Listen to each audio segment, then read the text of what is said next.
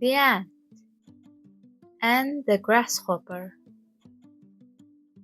One day, a grasshopper was relaxing in a field, eating as much grass as he could.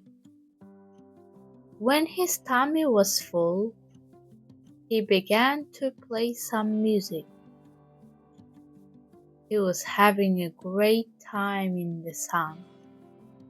Then an ant walked by. The ant was carrying some corn. "Come and sing with me," said the grasshopper. "No," said the ant. "I'm busy getting food for the winter." "Don't worry about the winter," said the grasshopper. "We have lots of food, and it is sunny today." But the ant went on his way and carried on collecting food.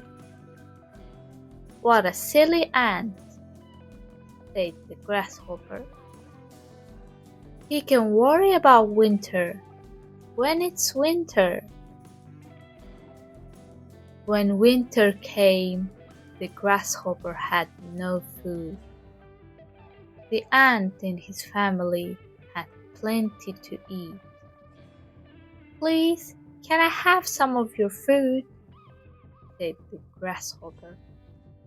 "No," said the ant. "You said I was silly." The grasshopper was hungry all winter.